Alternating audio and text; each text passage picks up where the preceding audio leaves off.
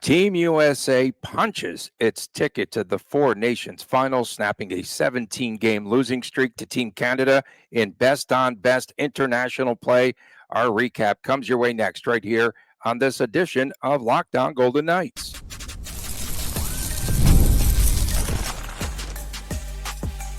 Your Locked On Golden Knights, your daily podcast on the Vegas Golden Knights, part of the Locked On Podcast Network, your team every day.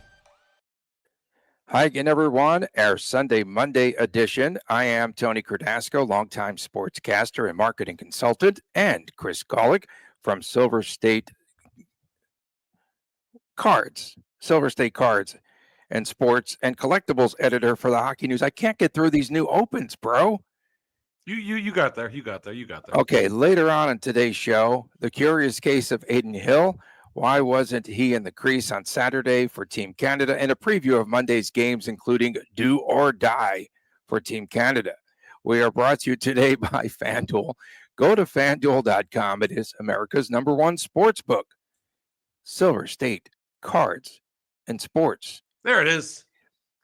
What a start to USA-Canada Saturday night. I came out of my seat. I was just jumping up and down. It was insane. 3 fights in the first 9 seconds.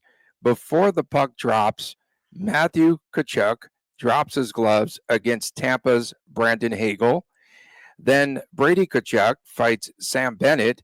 And finally, JT Miller. He could have picked on someone his own size. He goes after Colton Parayko, and he gets it handed to him. But fireworks from the start, setting the tone in Team USA's 3-1 victory. It's funny because we were watching the game and we were it was like we were watching Nighttime Plus for a little bit. The streamer wasn't working very well for a little bit. It took me a second.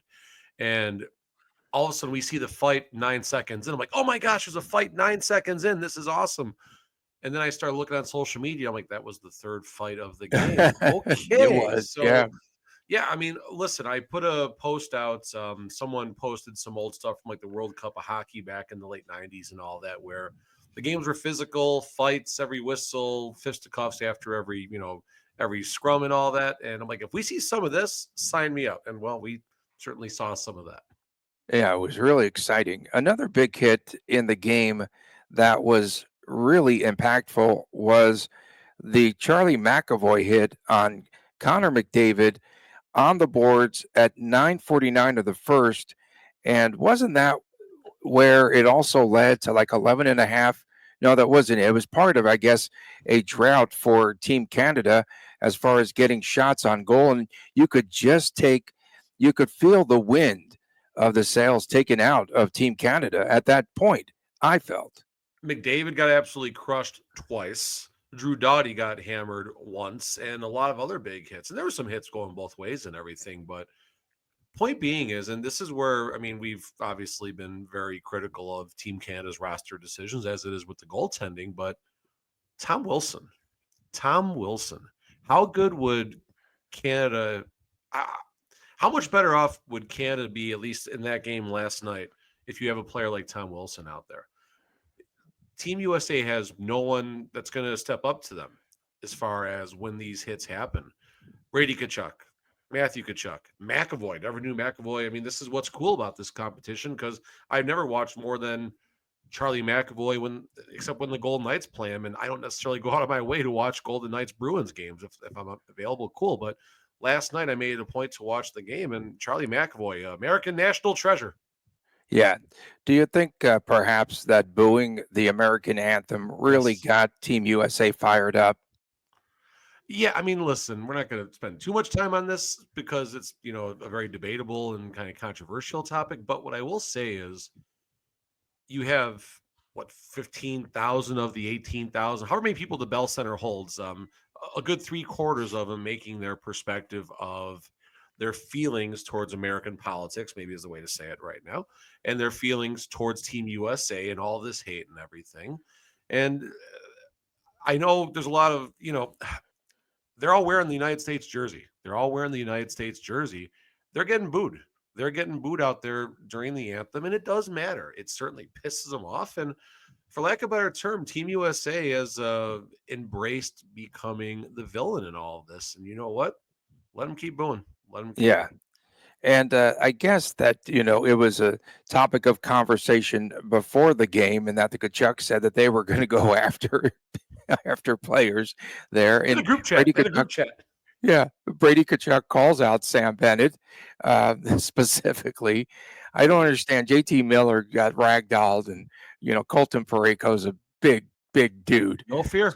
No He could fear. have picked out someone else, but it was really funny seeing the three players in the penalty box for Team USA from the beginning. But it truly does set the tone. And this was a game in which Team Canada, we talked about team speed, and Connor McDavid just threw neutralized all the way in, strikes first on his goal. Then Ginsel from Jack Eichel. Jack Eichel's becoming, before our very eyes, a superstar in the NHL. Elite He is the is. word. Elite is the word. Okay, elite. He's becoming elite, if you will, because that pass from Eichel to Ginsel was something to behold. And they were showing that on the replay, and the way, you know, Eichel gathers the puck and then makes sure that the puck is flat and then just sends it across to Ginsel, who just buries the shot. Dylan Larkin, in a Team Canada line change off of a Crosby turnover, scores that goal. And Larkin had some chances earlier, and then he finally breaks through. Later on, Ginsel with the empty netter. But the Dylan Larkin goal was such a huge goal, especially at that time, and especially with the push of Team USA prior to him breaking through. I haven't caught this yet, but I'm curious who the defenseman or the defenseman involved in that line change were, if it was one of the replacements, so to speak. Like a That's Harlan? number one, because you got Huh. Theodore and McCarr both out now, so they're going a little deep into the well, so to speak here. So I wonder about that. What I will say, and we'll get more into the goaltending a lot, but Benny, I would keep on saying Chester, like Lincoln Park Chester. Like Lincoln Jordan Park, yeah. Bennington, he was fine. Like, he had a couple of big saves, but he also got beat clean twice. Both of the goals he had looks at. I'm not saying they're easy saves by any means, but again, any goalie you talk to, generally speaking, if they can see it, they can save it. Once low, once to the glove side, I believe, on the Larkin goal. So yeah, I mean, great shots. Don't get me wrong. I'm not going to take anything away from the shooters on those plays, but these were not 2-on-1 passes across the crease where the goalie has no chance. Binnington had looks, and this is going to be a question that John Cooper is going to have to answer about when it comes to the goalie situation. And a couple of quotes that I did find going through is that basically it seemed like Binnington earned this start based off of his overtime performance in the first game for Team Canada. So that's a choice that Cooper made. Would it have been different if it was Adin Hill? We don't know. Would it have been different if it was Logan Thompson? We don't know. But what we do know is Binnington was a controversial start game one, equally as controversial game two. And who do they go to in game three? Yeah, and we'll get into that in our next segment as well. But I wanted to know how you felt about. Okay, so not only does it's a crushing blow for Team Canada, but what about for Team USA? Did they spend all their energy on that one game? Does it come back to impact Team USA later on in this tournament? I mean, this is a good time to remind you that USA beat Finland 6-1 in the opening game. So I mean, I think this is just how good USA is. Listen, you have the best players in the world. I mean, as far as just equal players, is there a player on Team USA that you can say is better than, and Crosby's older, I get it, but is there a player better than Crosby, McKinnon, or McDavid, a singular player on the Team USA roster? I think Eichel is maybe close to that conversation, but I think there's a sizable gap. Austin Matthews is a very, very good player. Maybe he's a little bit closer from an individual perspective. Outside of that, I don't know. So these are a lot of the questions that certainly we have Allie in here right now. Allie wants to get on the show there. Oh, she's asking for her Oh, banana allowance, I pickles think. is sitting in the freezer. Okay. Okay, what was that? What is that? It's a pickle that makes noise, and it's a yodeling pickle. We did around Christmas time. We did a what's it called? Like a I like show and tell on this show. yeah. No, that was a lot. That was a little strange right there. I'm not gonna lie. So back to what we were talking about. It was not the goalies. It was the players. So Team USA is a better team. Long story short, Team Canada has the individual talents. Team Canada, we knew, had some questions in the defense as a result of no Makar and no Shea Theodore. Questions in net because, and again, this isn't just Logan Thompson related, just the three goalies that they have. You can point to issues with all three of the goalies. So, yeah. And Shea Theodore, you felt as though his impact was enormous for Team Canada. Did you not? I mean, Shea Theodore, yeah. I mean, listen, he would have been the captain of the power play yesterday without Makar involved, number one. Theodore, again, an outside kind of Norris level type of season. He's not in the top three as far as Norris consideration goes, but if he would have gone crazy for these last 25 games and continued around a point per game pace, and you don't know Makar, Werenski, Quinn Hughes are going to do down the stretch, but Theodore certainly has the ability to light it up down the stretch. Obviously, his injury, it's not going to happen now. And we've made it this far, having brought up the Matty Tkachuk injury yet. Matty Tkachuk only played 11 something in the game. He said he's fine. 12. He said he'll be back again. He said he's fine. He said this is BS, Tony. It's all BS. Now, if there's a positive. You think he's really injured? You think he's injured? He just sat out the last 12 minutes and 36 seconds in the most important game in Team USA's recent history. He's hurt from smashing Hagel's his hand on Hagel's helmet. Who knows? What I think it's a shoulder issue, but he's hurt. All right, whether he's just back and miraculously going to play tomorrow, or tonight, however you want to look at this, I guess. I don't see that happening. Now, here's the plus side, and again, we'll talk about the preview more, but there is a scenario where this game could end up being meaningless for Team USA, where it doesn't matter anyway. They're already in. Exactly. It doesn't matter. But I think all Mike Sullivan said was being evaluated by doctors. We'll go from there. Yes, Matty Tkachuk said he's fine, no concern at all. No, BS. There's something going on there. Could be something small. No, not a long-term big deal. But it was enough to keep him out of the most important game of Team USA's in this tournament. End of story, so far at least.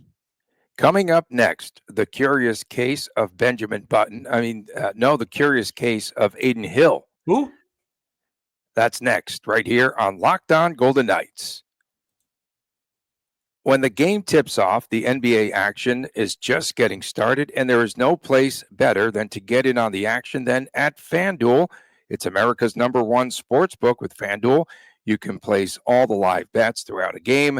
So even if you miss the opening tip-off, you can still stay in the action. That's right. And if you are looking for a bigger payout, you can even combine your live bets into a same-game parlay. We really do enjoy FanDuel because it keeps you into the game. Every moment of the game makes it exciting. And whether you're backing your team for a late game rally or picking a player to hit a clutch free throw or a three, I never feel like I missed any chance on FanDuel. Plus, the app is so easy to use. And when you win, you get paid instantly. Right now, new FanDuel customers can get $150 in bonus bets if your first $5 bet wins. That's right. Just visit FanDuel.com to join today. That's FanDuel.com for your shot at $150 in bonus bets. Make every moment more with FanDuel, the official sports betting partner of the National Basketball Association. Welcome back on this Monday edition of Locked On Golden Knights. Tony Cardasco, a Four Nations reject, and Chris Golick from Las Vegas. Now, again, you and I were down on the Four Nations. I was down on it because I was down because number one, just got sick and tired of hearing from our local team here in Vegas about Team Canada. I just was sick and disgusted, and there was nothing about Team USA. and all they did were acting like lackeys for Team Canada and rah, rah, rah. And plus then the injury factor and the residual effects of the four nations, because coming out of this, players are going to be banged up. It just means so much to every single player that's out there, and they're going 110%. What will they have left in the tank to start the second half of this season, so to speak? Collateral damage. That's the answer to that. I mean, listen, it's an easy take right now for people to call this the best tournament in the world, and people after it started, after it began. People are, now media people are, saying it was bad for people that were dogging this in the beginning. And you know what? I'm still going to dog it. Listen, same here. The product on the ice is wonderful. Let's make sure we're our path is clearly defined right now. The hockey is epic. It's a movie, I think, is probably the best thing I can say about it. It doesn't change the fact that I support the Vegas Golden Knights. It doesn't change the fact that I financially invest in the Vegas Golden Knights. It doesn't change the fact that the Golden Knights lost their highest scoring and possibly best defenseman, their best defenseman. I'm Braden McNabb, so second best defenseman, whatever. They lost their second best defenseman probably for the rest of the regular season, at least till game 83, right? That's the joke, I guess, around here right now. Matty Tkachuk, something's up. We'll say it like that. Something's up. We'll see what happens. Now Team Canada has a very emotional game that they lost to Team USA. They have a game 7 coming up in less than 24 hours from the moment we're recording this right now. And then should Team Canada win in regulation and punch their ticket to the championship against Team USA on Thursday night, that's another highly game that will be very, just kind of charged up and everything. And then, oh, by the way, that game is going to be on Thursday, February the 20th. Saturday, February 22nd, at least Vegas Golden Knights are back in action against the Vancouver Canucks. This is going to take a toll. It's going to take a toll. It's going to take a physical and an emotional toll. You imagine if Austin Matthews or Connor McDavid suffer a season-ending injury, like that would change. Like Matty Tkachuk plays for the Florida Panthers, small market. People nationally don't give enough respect and attention to Matty Tkachuk. That's changed as a result of this tournament. Let's be clear. Shea Theodore, again, he's kind of buried behind many of the NHL great defensemen, and people love to hate Vegas. So it's no big deal that Shea Theodore is hurt outside of Southern Nevada. But one of these other marquee players gets hurt, and it might happen. You watch how flipped out everyone's going to get all of a sudden. You watch if Jack Eichel were to go down. We wouldn't be getting this crap from our local media. I'll say it. No. And it's easy now to try to throw it in our faces here after the tournament began. It is great hockey. And we knew that, again, as a matter of national pride, we knew that they would be playing for their flags. We knew it. I didn't know it was going to be this good of hockey. I will 100% walk that side of my perspective. I agree with you. Same here. I will walk that back. It's great hockey. You know what? But at least we're being honest, and we said everything. We're sticking to our guns from the get-go. So I felt that Adin Hill would be in net for at least one of the 2 Team Canada games in the Four Nations, after all. Canada, reason being, they invested a lot in Adin Hill, right? The NHL tryouts on the ice and games, and, and again, they felt as though Hill was going to be the way that they were positioning this, their savior and the number 1 goaltender. He was the number 1 goaltender for Team Canada. So what went wrong? No starts in 2 games. You said that they might come back with Team Canada with Binnington. I disagreed, but you were right. And as you mentioned earlier, John Cooper said prior to the U.S. matchup that all you needed to do was watch the overtime against Sweden, and that said it all for him, according to John Cooper. He deserves it. So, next game, do we see Adin Hill? No, you don't see Adin Hill the next game because, number one, Binnington had a fine game. He gave him a chance to win. Binnington didn't do anything to give up the net. Let's start right there. And the other thing to look at here, and this was pointed out to me, February the 6th, that's the last time that Adin Hill took the nets. That will make tomorrow 11 days since Adin Hill has played competitive hockey. He's had a lot of practice, of course, but he has not played competitive hockey. And no disrespect to the New Jersey Devils, but it's a much higher level of play right now. So will Adin Hill be able to just come in and turn it right on And all of a sudden, boom, he's ready to get into game shape. And oh, by the way, Team Canada's most important game in quite some time. So I think they go right back to Binnington. And again, if I'm wrong, fine, I'll eat it. But it wouldn't make a lot of sense to go back to Adin Hill right now. Back on the curious case of Adin Hill, we all thought that the Four Nations would help his stock with Yes. and everything. Now all of a sudden he's not. Again, this could change, and maybe Adin Hill does play tomorrow. Maybe Adin Hill brings Team Canada to glory, and they win the whole darn thing because they put Adin Hill in there. And if you know what, fine, we'll readjust ourselves. But at this point, I think it's Jordan Binnington all the way till the end, unless he gets pulled during a game, and then you have to make that change. But I think it's Binnington do or die at this point. And then now all of a sudden, what collateral damage? Let's talk about collateral damage right now. Adin Hill, he's in a contract year.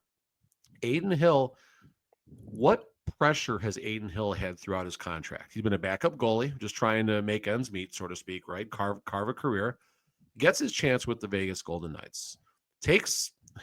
He leads the Golden Knights in a great situation to a Stanley Cup championship. Adin Hill's performance was important, but any of the four other goalies would have won the Stanley Cup that season behind the way that team was performing. That's a reality. That's an absolute reality. So now Adin Hill, he doesn't play in the Four Nations, maybe. It's a contract season. There's pressure. He wants to get paid. He sees Logan Thompson's contract. He wants more AAV than Logan. You know that. That's ego. That's all NHL goalies. That's how they're going to think. And now he's going to have to deal with Kelly McCrimmon, who's probably a very tough SOB to negotiate with. A very tough SOB to negotiate. Oh, yeah, of course. He's lowballed him. You said that they started negotiations, and they started from the bottom. For months. And again, this does hurt the stock of Adin Hill because in a perfect scenario, in a perfect world, I felt as though Adin Hill would be the number one starter, and then they would ride his coattails to glory, and then they would have to pay him or someone else would have to pay him. But suddenly this entire scenario changes now dramatically for Adin Hill. And he's had a roller coaster ride the last month plus in that when he has played. And it's not been easy for him. He hasn't been right. He was fine against the Devils. And then I can't remember if he played both New York games, Rangers, Islanders. I can't go back that far, but like going back to all of his recent starts, I put a bunch of videos out there of goals given up. I felt he was reacting early on the puck. I felt that he was kind of giving tells as far as what he was going to do. And I'm not a goalie expert, but I watch the game pretty regularly. And, it's pretty easy from an armchair quarterback perspective to look at these things. And Adin has not been right. And this is something that I'm sure goalies just go through in the course of their career. I've also said Adin Hill, when he's on, is one of the best goalies in the NHL, and I stand by that statement. But he is not at that level as often as he is in the current level, which is more inconsistent. And this all plays out. And let's talk about practice habits for a second. I mean, do we know, is Binnington just working that much? Like, why did Binnington get the game one starts? Was there something, was this decision made even before the tournament started? Binnington's our man. Or was there a tryout, so to speak, in practice where they wanted to see which goalie brought that fire? And John Cooper has mentioned in not so many words that Binnington has that fire, that desire. What's Binnington done over the last 4 years outside of winning the Cup in 2019? The answer, not much. Not much outside of that. Binnington and Hill got some similarities. They had a great run during a playoff and winning a winning effort in the Stanley Cup. What else have they done? Yeah, and then, if you're Adin Hill, at least you come back on a brighter note. If he doesn't get any starts here for Team Canada, he should be fresh going into the next segment of this mind season. Games, Tony, the mind games. Is he strong enough mentally right now? Is Bruce Cassidy trying to help his cause or not? Bruce Cassidy has his tail between his legs as John Cooper and Pete DeBoer make the decisions. He's a great power play coach, though, as we found out. I think Coach Cassidy's a passenger right now. I think Coach Cassidy's a passenger when it comes to the most important decisions for Team USA for Team Canada. I keep getting the country screwed up. I'm sorry. Someone will call me out for that. And that's fine. I deserve it. But, what is Coach Cassidy's role right now? Is Coach Cassidy advocating hard enough for Adin Hill? Right. And we don't know. We don't know. Let's be clear. We don't know. All right. We don't know what's happening. I know we're going to go way long in this segment, but it's fine. We don't know what the discussions are and how this is working out, but what is Adin Hill's interpretation is what matters right now. Does Adin Hill feel like Coach Cassidy's got his back?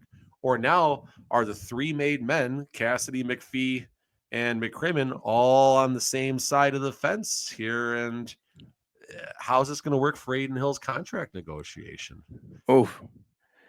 And, this matters. This is the collateral damage that doing this tournament mid-season, outside of the injury potential and everything else we've talked about, this is the other stuff that matters. And it's not just going to be for, I'm sure other players have contract situations coming up, but as far as locally, what matters to us, it's where Adin Hill's mindset is in the last, 25 games of the season coming up when they come back next Saturday. Coming up next, our previews of Monday's games in the Four Nations. Stay with us right here on Locked On Golden Knights. In sports, having a winning strategy is everything. It's how the best teams make it to the Four Nations, to the Super Bowl, to the World Series, to the Olympics. And the same goes for life. Having a strategy like life insurance from SelectQuote can protect your financial legacy and keep your family's future secure. So important. And SelectQuote makes it easy to find the perfect life insurance policy. As one of America's leading insurance brokers for nearly 40 years, they've helped over 2 million customers find $700 billion in coverage since 1985. What sets SelectQuote apart from everyone else is their personal touch. Unlike other brokers that offer one-size-fits-all policies, their licensed brokers and agents tailor coverage to fit your unique needs. If you're in good health, you might even qualify for same-day coverage of up to $5 million with no medical exam required. And it's even more affordable than you'd think. You can get up to $1 million in coverage for as little as $20 a month. Right now, get the right insurance for you, for your family, for less. Go to selectquote.com/lockedonnhl. Go to selectquote.com/lockedonnhl today. You will get started. selectquote.com/lockedonnhl. SelectQuote, they shop, you save. Welcome back on this Monday edition of Locked On Golden Knights. Tony Cardasco and Chris Golick reporting from Las Vegas. Fridays, WTF. Saturdays, sometimes. It is the Chris and Chris Jr. Show, and we appreciate everyone, including our everydayers, tuning in everywhere. And thanks to the new listeners and viewers that are following us for all of our fantastic takes on this Four Nations face-off. So Monday, it's a holiday-ish. At 10 a.m. in the morning, we get started in Boston. And I was watching some reporters having to drive from Montreal to Boston because of the snowstorm that they had in Montreal. So I don't know if the teams got out of there or what have you, but travel was a little bit dicey today. Connor McDavid. All the remaining games are Boston now, right? Yes, the remaining games are in Boston at TD Garden. And the early game, I saw ticket prices around $150. The late game on Monday around $300 for the cheapies. It's a day-night doubleheader. They get 2 gates out of it. Oh, so smart.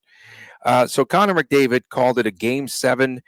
Team Canada versus Finland need to win in regulation. In this game, can USA tank against Sweden later on? And they also need some rest for Thursday's final, where there'll be some shenanigans on the part of Team USA, depending on what happens. But Canada, again, we're looking at tiebreakers here, Chris. Canada has to win in regulation. And real quick, though, before you go into your tirades and what have you, number one, here's the tiebreakers. So if we have Team Canada and they're tied against Team Sweden, Finland can knock them out, actually, of contention. But again, if there's a tie at the end of the day, number one is total points. Number two is the number of regulation wins. The third tiebreaker is the total of regulation and overtime points. Number 4 is goal differential. Number 5 is total goals scored. And then 6 through 9 is head-to-head action against each other. This is going to be a real interesting day. And Team Canada had better handle business or they are donezo. They're out if they can't win in regulation. Yeah, simply put, if the Canada-Finland game is decided in regulation, doesn't matter who wins. If it is decided in regulation, then USA and Sweden have absolutely nothing can change in that game. USA has 6 points, 2 regulation wins. The most Canada, Finland, or Sweden can end up with their 5 points.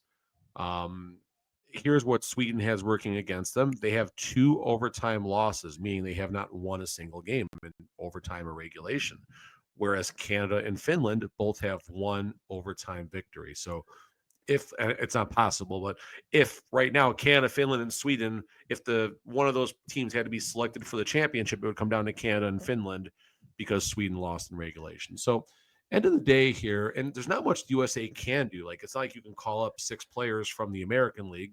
That's kind of weird, but from the AHL, so to speak, and have them come in and take the place of players because rosters are limited. We kind of saw how this played out with the Shea Theodore injury, with Cale Makar's sickness and everything, and all these just really weird things happening right now. So you'll have still a best-on-best game, but I think USA kind of slows it down a little bit, and I don't think Sweden poses much of an injury risk as far as it would be more like an NHL All-Star game, not literally, but it would be much more tame than USA and Canada was.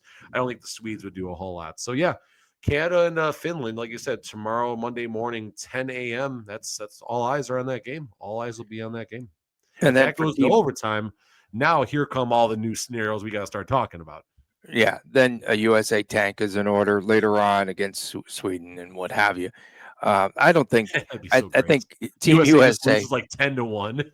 Team USA would like nothing better than to knock Canada just even out of the championship game. Yeah. So that could be in play, and we'll probably see Jake Ottinger in net. Connor Hellebuck's been phenomenal for Team USA. I don't think Hellebuck leaves the net because you think they'll still play him even in a nothing game. I wouldn't give him the reps. I wouldn't care. Maybe you give him the rest. Maybe you give him. Maybe Hellebuck goes the first and Ottinger finishes the game, something like that. Again, you'll be talking 4 days without. Well, that's kind of normal in the NHL. 4 or 5 days between games sometimes. So you're probably right. You have to give him a rest. He's definitely been taxed there in net. And Team Canada, that'll be so interesting. All the pressure now on Team Canada in this game. This is something else. No, it's actually fun. Canada might not even make the championship in the tournament they're supposed to win. It's their tournament. It's their tournament. They invented hockey. Games in Canada. They are the home team by a landslide. They're getting all Canadian referees. People haven't even talked about that a lot right now. So yeah, I mean everything's been tilted for them. And ever since Theodore went down, we talked about this in the first segment. Ever since Theodore went down, this team has looked different. Yeah, for sure. And we'll have to see if they can rebound. A ton of pressure on Team Canada. And we'll have to see if they can respond. Game 7. Yeah, Game 7. That's going to be interesting for Connor McDavid and for Team Canada. We appreciate everyone tuning in. Our numbers are through the roof. Thank you so much. Even though we absolutely despise the 4 nations. That's it. Don't get it twisted here. At least, you know what? We're true to who we are. We're not going to make a change here midway through the tournament. That was some exceptional hockey on Saturday night. Yeah. I came out of my chair. I did. In 9 seconds time, I was going bananas. So a lot of fun. Hope you enjoyed it as well. For my man, Chris Golick, I am Tony Cardasco. Thanks for tuning in. We'll be back again on Tuesday. And please take care.